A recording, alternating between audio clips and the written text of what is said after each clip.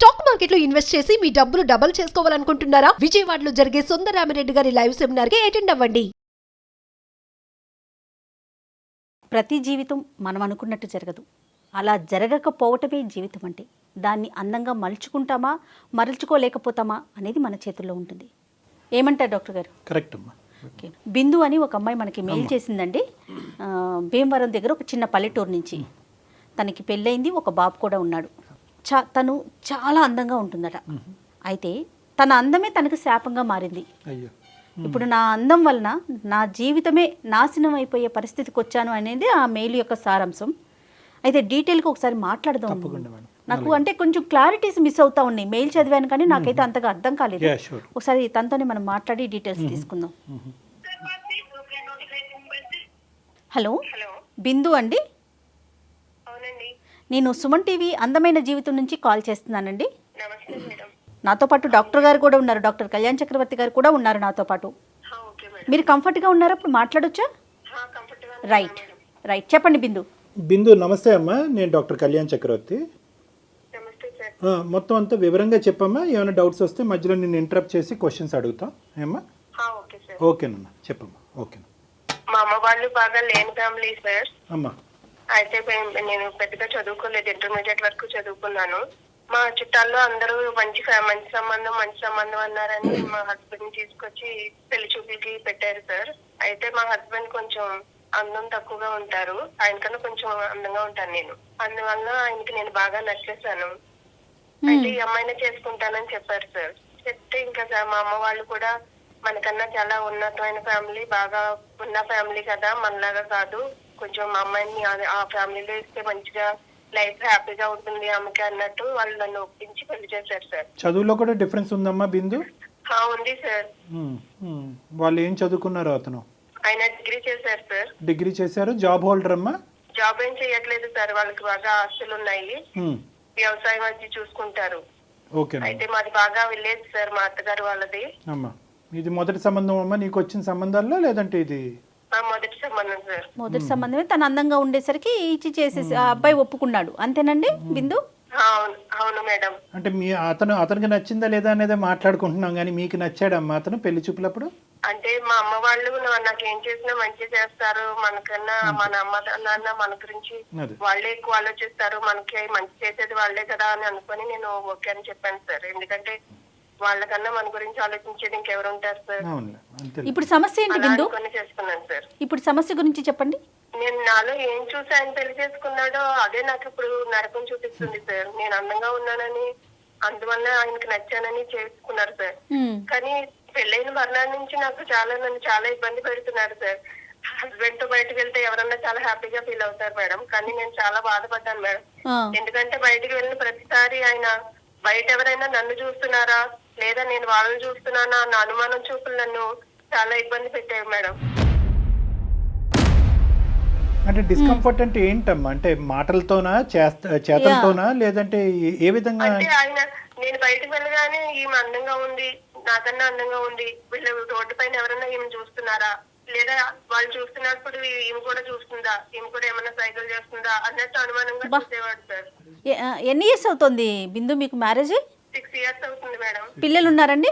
ఒక బాబు ఉన్నాడు madam. Okay. ఇప్పుడు బయటకు వెళ్ళినప్పుడు మీకు అట్లా అనిపించింది కదా, ఇంట్లో ఉన్నంత వరకు తను మీతో బాగానే ఉండేవారా? పెళ్ళైన కొత్తలో అంటే కొంచెం ఎవరైనా నీట్ గా రెడీ అవ్వడం అది చేస్తాం కదా మేడం, అలా నీట్ గా రెడీ అయితే ఆయన ఎవరైనా అందంగా ఉన్నావని అంటారు, కానీ ఆయన ఏమన్నాడో తెలుసా మేడం? దానిలాగా ఉన్నావని అన్నారు మేడం. ఏమన్నారమ్మా?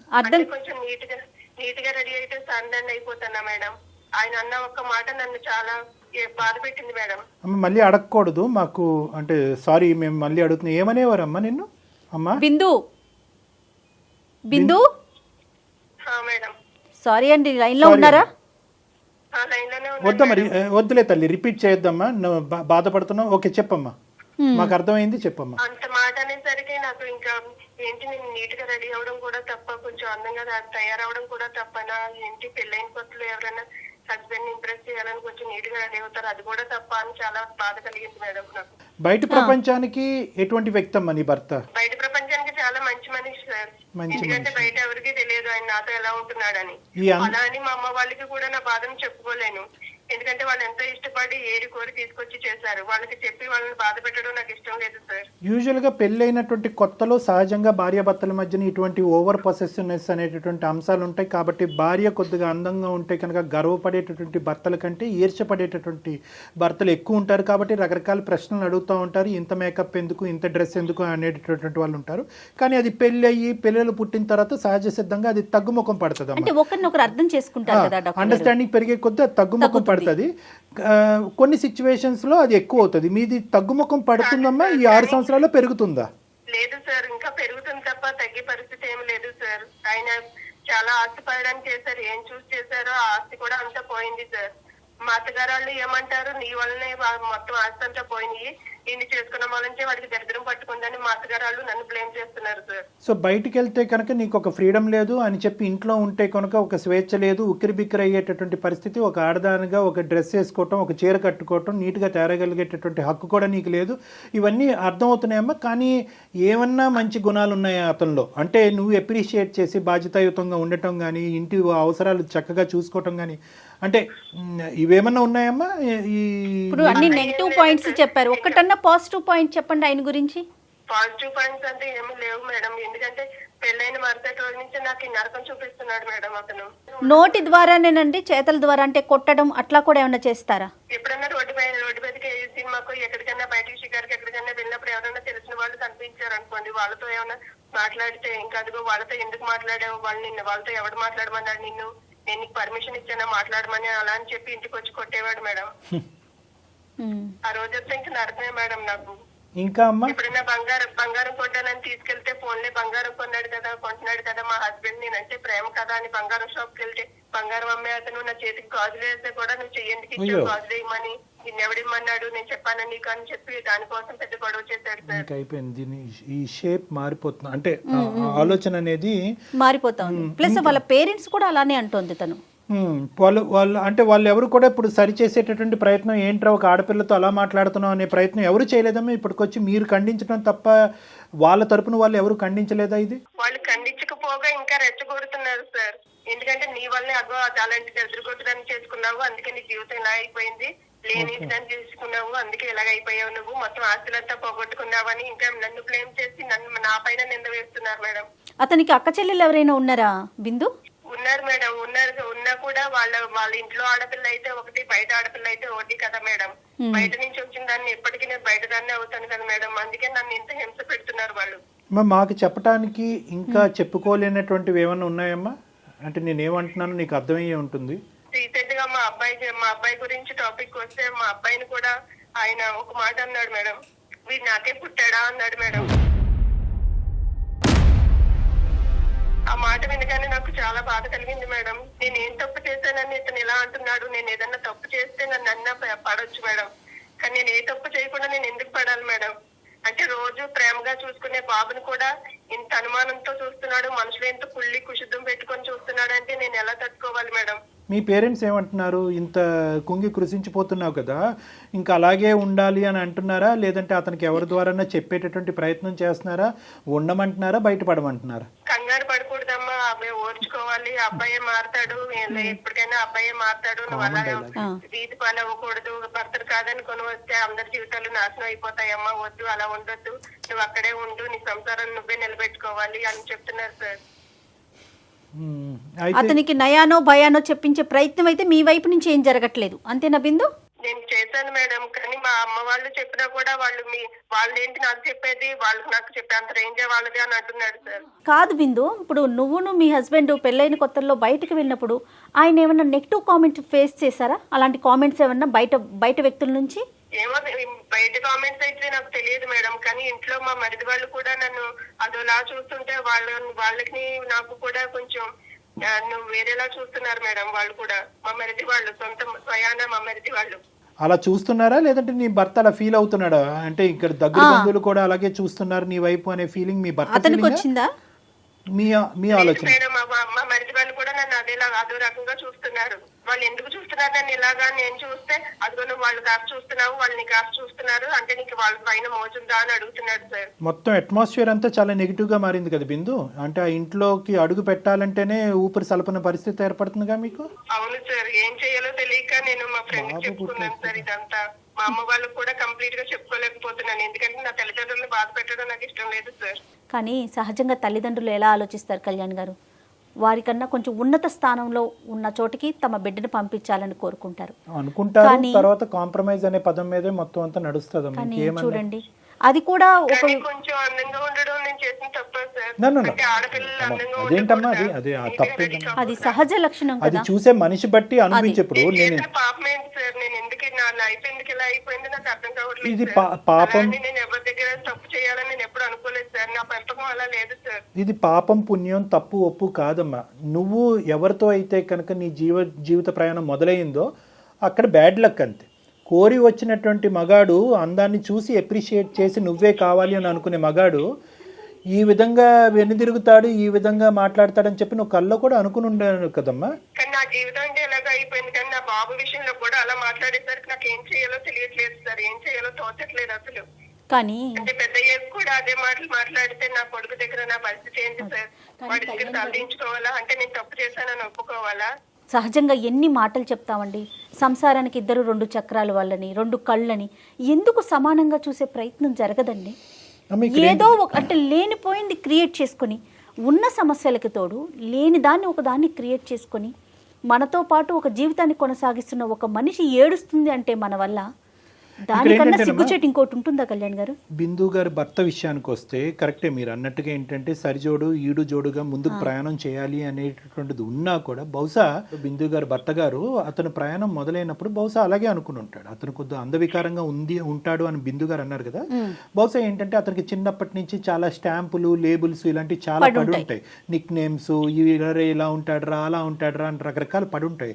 సో ఇది మార్చగలిగేటటువంటిది కాదు. ఒక డిగ్రీ ఫెయిల్ అవుతే ఇంకోసారి పరీక్షలు రాసి పాస్ అయ్యేటటువంటి ప్రక్రియ కాదు ఇది. ఒక్కసారి భగవంతుడు నిర్ణయిస్తే ఇంకా అలా ఉండాలి, జీవితాంతం అనుభవిస్తూనే ఉండాలి. సో ఎక్కడో అతనితో పాటు ప్రయాణం చేసేటటువంటి వ్యక్తిలో బహుశా ఆ గొప్పతనాన్ని చూడాలి, ఆ ఏదైతే తను మిస్ అయ్యాడో చూడాలి అనేటటువంటి భావంతో మొదలైనటువంటి ప్రయాణం కాస్త ఈర్షగా మారిపోయింది ఈరోజు. అంటే బహుశా అతని ఉద్దేశం ఏదైతే ఉందో, ఈ అమ్మాయి అందంగా ఉంది, ఈ అమ్మాయిని చేసుకోవాలని అనుకుంటున్నాను అనకాతలో ఏంటంటే అందాన్ని అనుభవించాలనే ఉద్దేశం కాకుండానే, ఒరే నేను ఇలా ఉండేవాడిని అని మీరు అందరూ ఎక్కిరించారు కదా, ఇదిగో నాతో పాటు వచ్చే భార్య ఎలాంటిది అనేటటువంటి ఉద్దేశంతో దిగినటువంటి ప్రయాణం ఇది. కానీ తర్వాత ఏమైంది అంటే కనుక ఇదివరకు కొంతమంది అన్నా చూసేటటువంటి ఇతన్ని అతని వైపు నుంచి కంప్లీట్గా డైవర్ట్ అయ్యి అందరూ ఆ అమ్మాయి వైపు చూడటంతో ఆటోమేటిక్గా అతని మనసు విరిగిపోయి ఉంటుందమ్మా. ఆటోమేటిక్గా అతని మనసు విరిగిపోయి ఉంటుంది. కానీ ఇక్కడ ఏంటంటే నేను అతన్ని సమర్థిస్తూ మాట్లాడేటటువంటిది కాదు, ఇతని వ్యక్తిత్వం ఎందుకు ఇలా మారి ఉండొచ్చు అనేటటువంటిది మనం ఒకసారి అర్థం చేసుకుని, ఒకప్పుడు ఇది మార్పు అయితే కనుక అది ఏమన్నా మనం ఒక ప్రయత్నం చేసి అతను మనసు మళ్లించేటటువంటి ప్రయత్నం కానీ అతను ఆలోచన శైలిని తిప్పేటటువంటి కౌన్సిలింగ్ ప్రక్రియని మనం అవలంబించేదానికి అవకాశం ఉందా లేదా అన్నది ఈ బ్యాక్గ్రౌండ్ చెప్తున్నాను. ఎందుకంటే ఇప్పుడు అమ్మాయి చెప్పేటటువంటిది, బిందు గారు చెప్పేటటువంటిది ఎవరు కల్లో కూడా మన బద్ధశత్రువులు కూడా అనుభవించుకున్నటువంటి అనుభవాలన్నీ ఆ అమ్మాయి చెప్పింది. కానీ మిగతా అన్ని యాంగిల్స్లో చూడండి, బయట బాగానే పని చేసుకుంటాడు, వేరే అలవాట్లు లేవు, భార్య పిల్లల్ని బాగానే చూసుకుని అంటే మిగతా అవసరాలన్నీ బాగానే చూసుకుంటాడు అనేది. ఈ ఒక్క యాంగిల్లో అతని బ్రెయిన్లో ఒక ఇంప్రెషన్ అనేది పడింది. అది ఎందుకు పడింది, ఎలా పడింది, ఆ ఇంప్రెషన్ మార్చుకోవటం వల్ల అతను ఏ విధంగా ఈ కుటుంబంలో ఒక మార్పు చెందొచ్చు అనేటటువంటిది ఏమన్నా ఒక అవకాశం ఉందేమో అనేది వెతికి తీయాలనేది నా ప్రయత్నం. అది ఎలా సాధ్యమవుతుందంటారు మీ ఉద్దేశం? అంటే అది బిందు గారు మనకు చెప్పాలి. బిందు ఇప్పుడు 2 క్వశ్చన్స్ అమ్మా. What is the reason that you called us? నువ్వు మాకు కాల్ చేయడానికి ఉండేటటువంటి ముఖ్యమైనటువంటి ఉద్దేశం ఏంటి? ఒకప్పుడు ఈ ప్రాబ్లంకి సొల్యూషన్ ఉంది అనే ఆలోచనతో మాకు చేసావా, లేదంటే నీ బాధను పంచుకునేటటువంటి ఉద్దేశంతో మాకు చేసావా? సొల్యూషన్ దొరికితే కనుక దాన్ని ట్రై చేయాలనే ఆలోచన నీకుందా? ఎందుకు కాల్ చేసావు? సొల్యూషన్ ఏమైనా దొరికితే దాన్ని నా లైఫ్ ని సెటిల్ చేసుకోవాలని అనుకుంటున్నాను సార్. ఎందుకంటే మెయిల్ నేను చేయలేదు సార్. హైదరాబాద్ లో నా ఫ్రెండ్ ఉంటుంది, తనకి చెప్పాను నేను నా బాధలన్నీ తనకే చెప్పుకుంటాను సార్. ఈ మనిషి మారడు. ఇప్పటి వరకు నువ్వు చూసినటువంటి అనుభవాలు ఏవైతే ఉన్నాయో చాలా మందికి పెళ్ళైనటువంటి కొత్తలో ఉంటాయి, కానీ ఇప్పటి వరకు కొనసాగేదానికి అవకాశం లేదు. కాబట్టి రానున్న రోజుల్లో ఇంకా ఇవి పెరిగి పెద్ద అయ్యే అవకాశం ఉంటుంది. అంటే అప్పుడు నువ్వేం చేద్దాం అనుకుంటున్నావు అమ్మా? You want stay in this marriage or call it of? సంసారాన్ని విడి తీసుకొని వెళ్ళిపోవాలని నేను అనుకోవట్లేదు సార్. ఎందుకంటే నేను ఆ పద్ధతిలో పెరగలేదు సార్. రైట్. నా తల్లిదండ్రులను చాలా ఇదిగా పెంచారు సార్. అలాంటి దాన్ని ఇప్పుడు సంసారం విడి తీసుకొని వెళ్ళిపోవాలన్న ఉద్దేశమే నాకు లేదు సార్. కాకపోతే నా హస్బెండ్ ఎందుకు ఇలా చేస్తున్నాడు, నేను అందంగా ఉండడం ఏమన్నా తప్ప అది, లేకపోతే నేను ఎవరితోన్నా మాట్లాడి బ్యాడ్ బిహేవ్ ఏమన్నా చేస్తే కొని నువ్వు నన్ను అనుమానించినా పర్వాలేదు, అంతేగాని నేను ఏం చేయకుండా నా దగ్గర ఏ తప్పు లేకుండా నన్ను ఎందుకు ఇలా అనుమానిస్తున్నారు ఆయన అన్నదే నా బాధ సార్. అంటే ఒకటమ్మా, దానికి తోడు వాళ్ళ అమ్మ వాళ్ళు కూడా నన్నే బ్లేమ్ చేసి నీ వల్లనే ఇలా అయిపోయాడు, నీ వల్ల ఇలా చేశాడు, నీ వల్లనే ఆస్తులు పోయినాయి, అన్ని నువ్వే దరిద్రం అని అంటుంటే నాకు చాలా బాధ కలుగుతుంది సార్. అమ్మ బిందు, ఇక్కడ 2 అంశాలమ్మా. ఒకటి, మీ అత్తమామల దగ్గర నుంచి, మీ అత్తగారు అయితే మామూలుగా అటు నుంచి వచ్చేటటువంటి ఒక పోరు, రెండోది నీ భర్త సైడ్ నుంచి వచ్చేది. ఈ రెండింటిని రెండు భిన్నమైనటువంటి కథలుగా విడిగా మనం చూడాలి.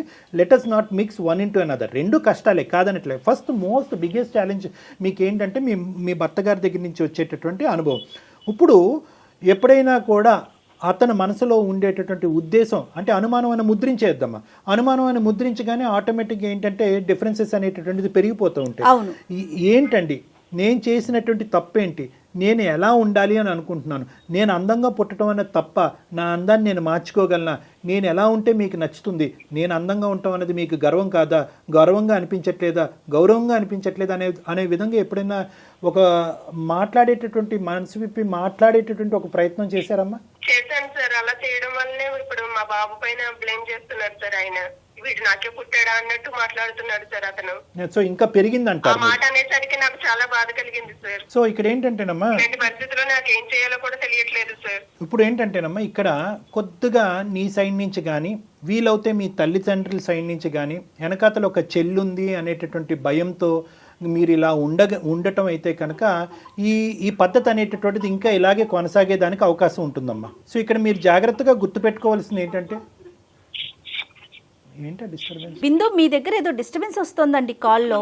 ఏమో మేడం, నేను ఇక్కడ మీరు ప్రైవసీగానే ఉన్నారా? నో ప్రాబ్లమా? నో ప్రాబ్లం మేడం, నాకు మీ వాయిస్ వినిపిస్తుంది మేడం.